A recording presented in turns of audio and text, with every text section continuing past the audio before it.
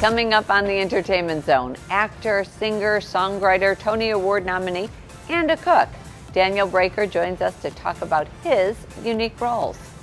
Savor After Hours, an intimate experience of the senses, filled with dance, passion, and the art of savoring every single moment, with some of the pros from Dancing with the Stars. If you know the hit song, Eye of the Tiger, then you know him. Co-writer Jim Peterick joins the show. I'm Front Row Phyllis, and this is the Entertainment Zone.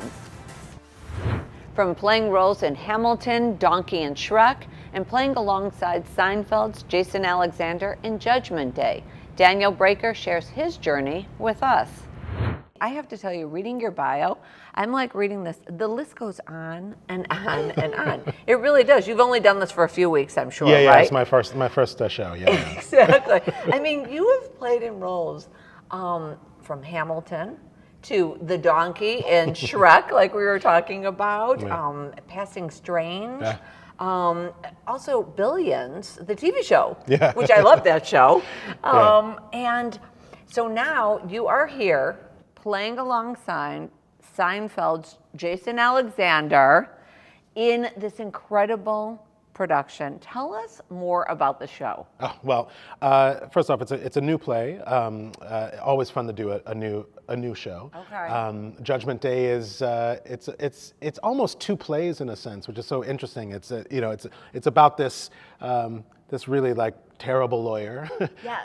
But it also has these like wonderful relationships and sort of surprises audiences when they watch it. They think they're seeing a certain thing, and then it's even deeper than they imagined. It's a fun little trick of a show. Now, you're originally from Chicago. Right? I have some Chicago connections. Okay. So I'm an Army brat. My dad was in the military. Okay. So my early years I was in Joliet, but I don't remember those days. And then for a while I was in Moline, Illinois for about 7 years. Okay. So Quad Cities. So we would always like come to Chicago, and I was came to the big city. Yeah. So how does it feel to perform here on the stage? It feels great performing here. First off, it feels great being in Chicago. It feels like a home away from home. But also the audiences in Chicago have a real love and appreciation and hunger for the arts, and a wide range of styles, right? It's like people really dig this show. I was over at Steppenwolf and saw Purpose, and people in the audiences were also just like voracious over there as well. You got shows like Death Becomes Her. You guys used to have such a wide range of works here, and it's a real joy to perform for these audiences because they're hungry. And then also a lot of shows that start in Chicago have endless lives as a result. They go off to go to New York, to go to LA, to go to tour. So this city feels like a real starting point for a lot of great work. Now, have you and Jason ever worked together before? No. Really? No, we haven't. Okay. No, yeah. But it's like I know. It's like the chemistry between you two. I really feel like I've known him like all my life. I mean, he is.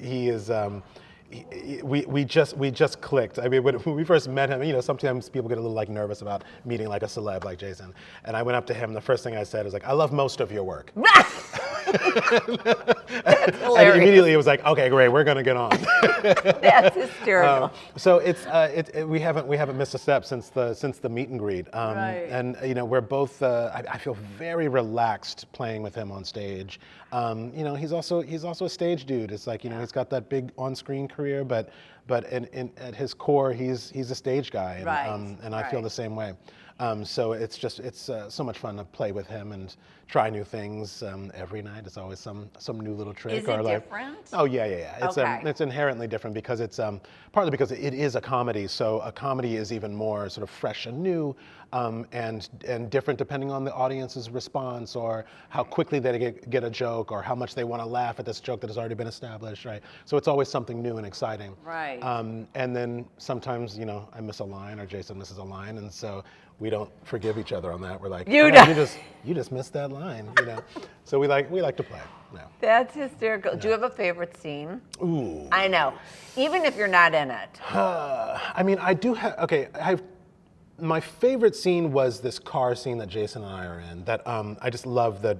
I love our time together in that. It really feels like a bit of a buddy comedy. Recently, there's a confessional scene that I've grown to enjoy because it's the way we've sort of tapped into it. It really feels like it's between laughter and tears, and I really like the playing of it. So we're gonna switch subjects. You love to cook. oh, I know. that's an understatement. Okay. And I love to cook. Wonderful. So we should have a cooking show. Yeah, let's get a cooking show going. Okay. All right, We're great. getting it out there because that's what I want. It's starting here. It's starting here. I Starting love now. that. Yeah. So what's your number one go-to dish? Like what do you, yeah. I mean, so my number one go-to dish right now, I would say specifically I'm seafood focused. Like I love cooking seafood. Right now I'm doing this Dungeness crab croquette. So this like really good Dungeness crab, some spicy like ginger, some lemongrass, this sauce that I call it a Singapore sauce because it's got all these flavors from a particular dish in Singapore called chili crab, but it's just like done as a little bite, like full of flavor. Wow. So yeah, that's my go-to right now. Okay, you're a little fancier than me.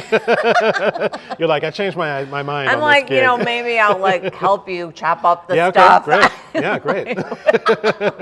Deal. I do like great Italian dishes. I do fun dishes that are like different, but and I can't bake. Oh yeah, I can't bake, but I do love an Italian dish. There's a dish I've been working on. I was inspired by Sarah Grunenberg over at Monteverde. I don't know if you know the restaurant Monteverde. Okay. There's a ravioli called a ravioli uovo, and it's one large ravioli with this like ring of ricotta in the middle of it, an egg yolk, and you cover the whole thing, and you boil it, and you kind of poach the egg while it boils.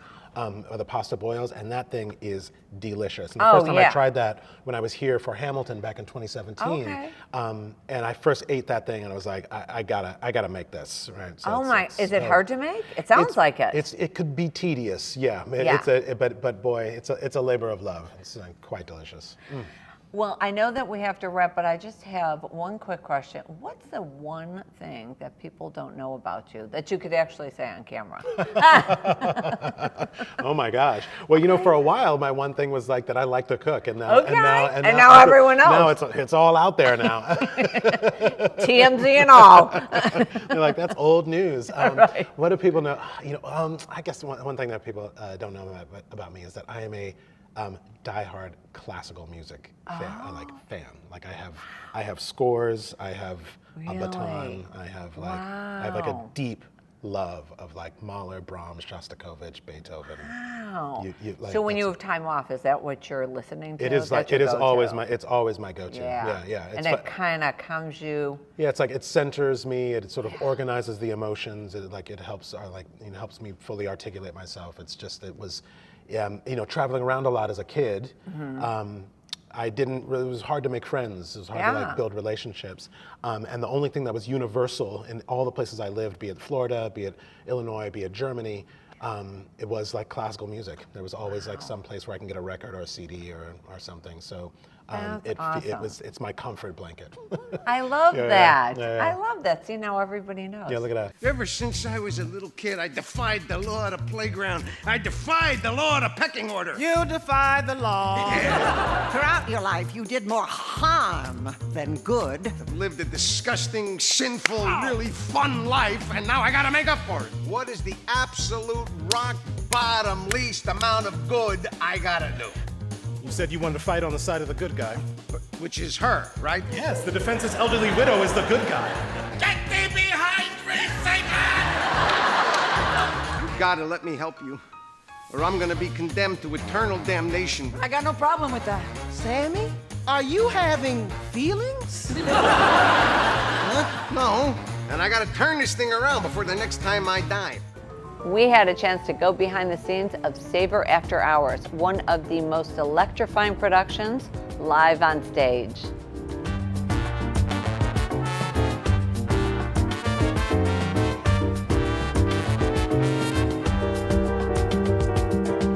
Well, you guys recognize Artem from, that's right, Dancing with the Stars. Hi, you guys. won, what was it, season 23? Season 29. Okay. Season 29, yes. It was actually during pandemic, which was That's a very crazy. interesting season, because we had no audience. It was very different from the usual season, but still Mirrorball, so Still can't complain. Mirrorball. What was that like to win that? It's a lot of work. It's pretty surreal. So my first Mirrorball trophy was 10 years ago, prior to this one in UK, which is the mother of Dancing with the Stars show called Strictly Come Dancing. And that was a very special moment for me because it was my very first season doing Dancing with the Stars. Okay. And then 10 years later, trophy number 2. It's a surreal moment, you know, because you put so much blood and sweat and the process takes weeks and weeks and weeks. And Right. come on top, really like the icing on that cake. Yeah. You know, how, as a dancer, how do you create that? How do you, put that all together?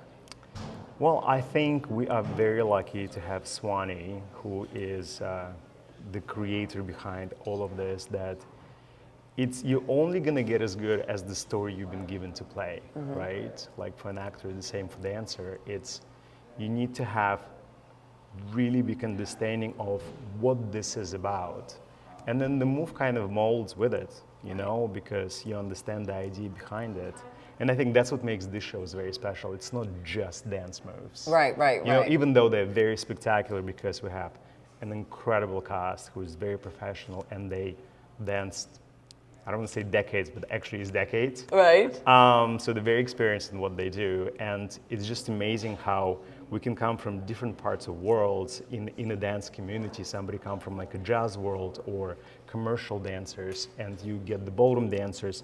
And that blend, what makes it very unique, that you don't really see very often. Okay, so 2 words that describe Savor After Hours. Epic is definitely one of those words, and exciting actually. The show is very unique and very special. The first time I saw the show was in Napa when it's actually debuted, really? And I fell in love because it's not just the dance moves. There is so much more to it. It's a character-driven, scene-driven, and it's so smartly put together that it's just captivating. And you get everything. You get laughs, you get hopefully tears. One of the numbers that I actually enjoy the most, the one hopefully will get you in tears. And there's one number that is very passionate and very aggressive. So you can kind of get the range of emotions. We are thrilled to have joining us choreographer, director, writer, and producer. Swanee, I don't know, it keeps going on and on. Thanks for having me. It's great to be back in Chicago. It is great to have you guys here. This incredible show. Like I said, so Savor After Hours, there's wine, Yes. there's dancing, There are. there's passion. Tell our viewers a little bit more about this show. Yeah, this came from the fact that I do love wine, and I obviously love dance. It's how I started here in Chicago. That's where I got my training through dance, with River North Dance Company, Hubbard Street Dance Company, Deep Blue Dance Company. So I like to tell stories through dance, and most of the things that I direct or write or create, I usually sit down with a glass of wine and I create the show. And I was like, well, so much more is happening when I'm actually drinking the wine. It's such a source of inspiration. Why not a show about that, or using wine as a metaphor really about savoring the moments of your life, because wine tends to bring us together, right? We're going to share a bottle of wine, or we're going to have a glass of wine together and talk. So this here now is really a tasting of dance, right? Kind of using those 2 things and playing with those 2 things to tell the story about savoring the moments of your life. It's almost like a different take on wine tasting, Correct. like a wine tasting, like we were talking about off camera in Napa. So, but this takes our audience on a journey that they've never been through before. Yes, because normally you sit down, if you were to sit down with a sommelier, you sit down and you have your wine tasting, and they say, oh, this has got berry flavors and effervescence, and they tell you how it's going to taste and smell and the color and the clarity of the wine. Our host's name is sommelier, not sommelier, sommelier, and she's not here to tell you what these wines taste like, smell like, their color or their clarity, but how they make you feel, what they listen in your gut, your heart, and in your soul. So it kind of takes you on more of an emotional journey and a sensory story that way, and we tell it all through dance. So the dancers at times are representing white wine or a big bold Cabernet, and it kind of layers you in as you go, and I say there is a beginning, middle, and end to this, but it's all told through dance.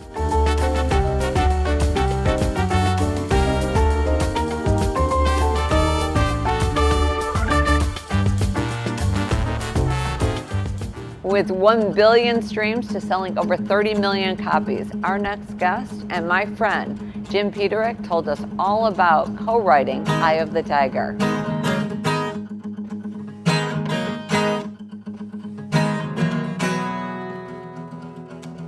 Welcome, Jim Peterick, and thank you for joining us. Hey, Phyllis, thanks for having me. Oh my gosh, this is amazing. And to be where it all happens. Yeah. You hear 1 billion streams, selling over 30 million copies. Oh. In a million years, did you ever think this was possible? No. Right. No, you know, when we wrote Eye of the Tiger at the behest of Mr. Sylvester Stallone, who left me an answering machine message, by the way, hey, yo, Jim, that's a nice answering machine you got there. Give me a call. Is that what he did? It's Sylvester Stallone. And I go, yeah, right. And I kept sorting mail. So tentatively, I dialed the 213 area code, and I said, this is Jim Peterick. Is this really Sylvester Stallone? Right. Hey, Jimbo, call me Sly, you know. He did. Yeah, and it went from there. He said, I got this new movie called Rocky III, and I don't want to use that Gonna Fly Now song. It's a nice song, but I want something for the kids, something with a pulse. Can you help me out? I said, hell yeah. Right, right. And he sent us a rough cut of the movie, and the rest is history. And, well, it's apparently done pretty well. I mean, 1 billion streams, you kidding me? I thought it would be around, you know, it was 7 weeks #1 in worldwide, basically. Right. And America, of course. Right. But to think it has that kind of shelf life. I know. But you say Eye of the Tiger, they hear, and Yeah. they instantly know.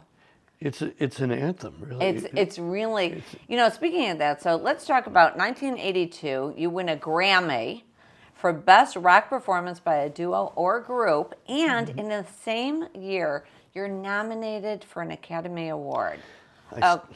Like, what goes through your mind? Do you remember that moment? Oh, my God. Yeah? Yeah, it was just life-changing. Right. But, you know, when Frankie and I were in that audience and they said, you know, another name, Love Lift Us Up, we go, oh, well, we didn't quite get that one.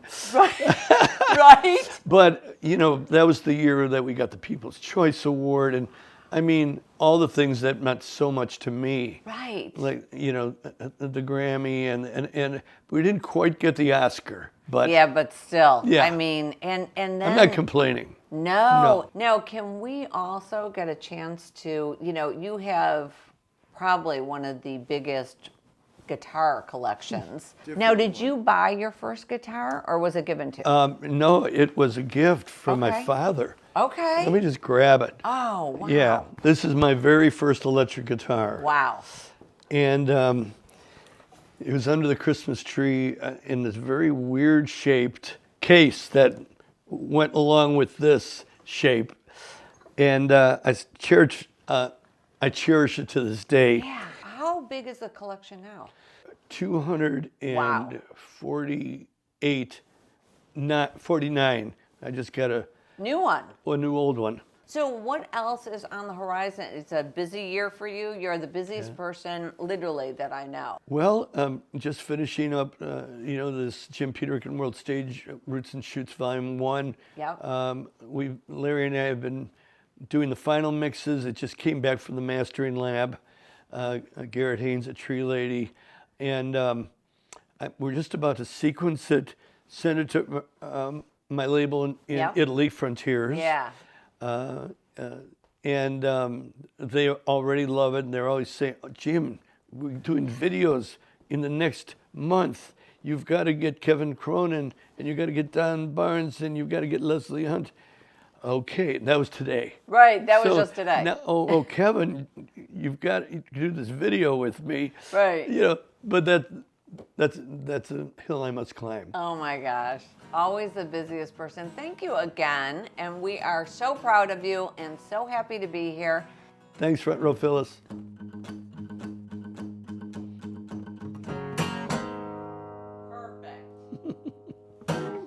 Thank you for spending part of your day with us, and we'll see you right back here next week.